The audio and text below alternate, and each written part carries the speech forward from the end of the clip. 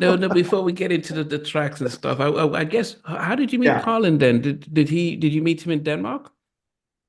Yes. So, when I came back from New York, um, This is EMI after was the a, shooting. This is after the this is shooting, and after every shooting. Yeah, I'm back home with mom. okay. I'm like, fuck this shit. I can't do this. Okay. Then we had already got so much buzz, and we were in the press in Denver because we were Grammy nominated for Queen Latifah, and Denver was like, "What? Wow. That's the rapper from New York. Yeah, what are those two from Aalborg and Holbæk doing with Latifah in New York?" So we got offered a record label in by this guy called Michael Ritto, who became head of EMI Records in Scandinavia, because now the Danish artists wanted that hip hop sound. And so we started remixing all these rock bands who had been laughing at us. And we started putting, and Soul to Soul had just came out. Doof, doof, doof, Yeah, doof, yeah, doof. yeah. Okay, we'll put that beat on because that beat is really originally from Bismarck and Big Boogers, Mm, that the jazz just sampled. But hey, it was genius what he did because that became a whole new trend. mm. Um, and um, and then we spent 2 years and we did some Danish bands with this band called Cut and Move that got signed in America, whatever. But after we had tremendous success doing all these Danish acts, but I had been in New York. And once you're in New York, You beat it to the Mecca, the that's Holy it. Grail. It's like what did you guys, when you tasted, what is that, Nando's? Yeah, That Nando's. chicken place you have? Yeah, Nando's. Yeah, You can't go to someone called Nundo's, yeah, no, I want Nando's, you yeah, know what I yeah, mean? yeah, yeah, yeah, yeah, yeah. So that was what it was. So I remember after 2 years, I just said we got to go back, and we were originally it was Soulshock, Cutfile, and Karlin. The original team was Cutfile and Soulshock, and then we went to America, and it was so rough. I mean, even LA wasn't rough in the sense we got shot at or anything like that, but it was impossible to get our tracks out into the A&R system. Even though we'd done the Tifa and Jonah Bros, all the really heavy executives still like cool. We couldn't get a meeting with the assistant to the A&R person. Wow. So cut by after 6 months goes, I'm going back home. And I just felt ah, we're better. We're better. I hear the music coming out. I'm telling you, Colin, right now, we're better. We're not better than Jimmy Dam Terry Lewis or LA and Babyface or Teddy Yeah. Riley, but we're better than, and I'm not going to Yeah, mention those. you got someone. Yeah, Yeah, many yeah. other ones. And I just said, if you, because he wanted to go home too, and I said, I promise you, in 6 months we're gonna have a top 10 record if you stay with me, and we did. So just before I asked what the record was, but what about the opportunity you had back at home? Because 100%, who apart from um Brian Abrams from Call Me Bad, every other of my guests have been black, and they've talked about bad record deals and how they got shafted and stuff like this. Here you are telling me that EMI says, "Hey, here's a record deal. So we're gonna bring you partners." And so then all of a sudden it means that you have a different understanding about the industry, about contracts from a very different from an early stage. So that did you understand the opportunity you have was not given to anyone? I mean, Well, only first of pop, all, yeah. what an amazing thing for you to catch on what you just said, because that's actually incredible. Because you were so right. I knew nothing about anything except scratching, and I think what we had accomplished. Denmark is a very small country. It's only Yeah. 6 million people.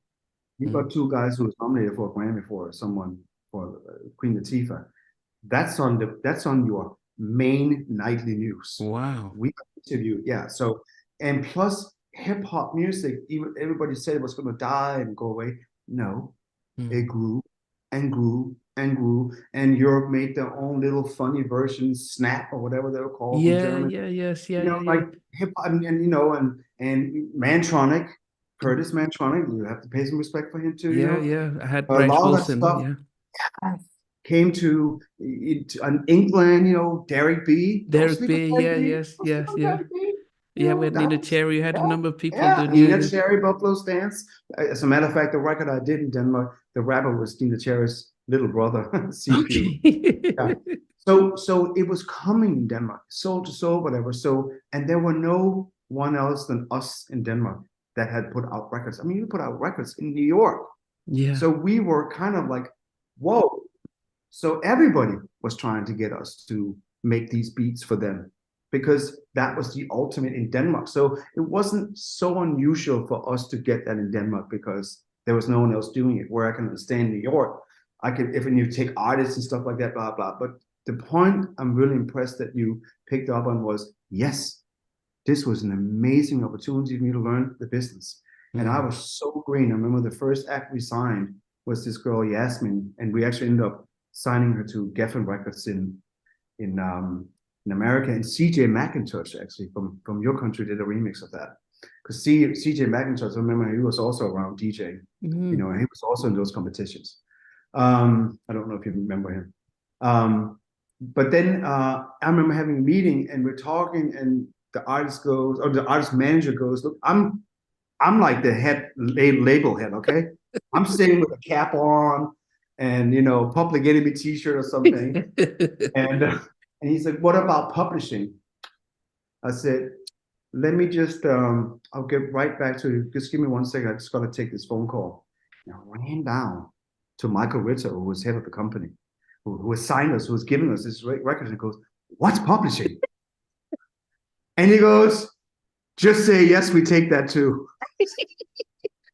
So I knew nothing. So those 2-3 years running a label were actually amazing. It really gave me a lot coming to America, getting into the business. I wouldn't say I knew everything, but I had a big understanding of royalties, copyrights, publishing shares.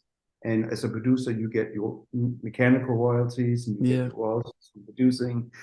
All that stuff I knew when I came back to LA. I almost feel in some sense going back home from New York to Denmark was like, let me, first of all, recover from what happened and maybe learn a little more, go a little more in the studios, because we were in the studio every day with a bunch of Danish acts.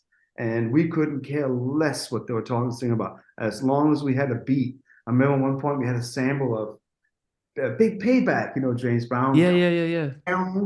And we just, that's going on the song. And the guy who was the producer or the band member goes, well, we're not in that key. That's a major. No, that's a minor. We're in major. And I go, change the song.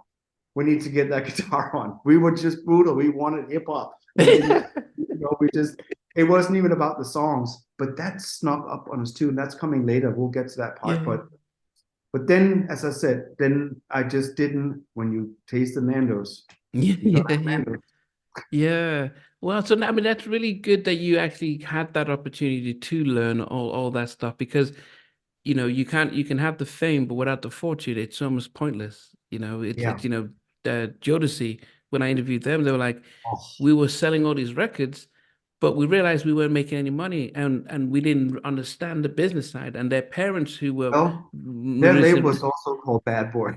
Yeah, that's the thing, because you make and Bad Boy had a label deal with Uptown, so they probably got, I can't even imagine how little they probably got actually. I feel so bad. By the way, what an amazing group. Devontae Swing.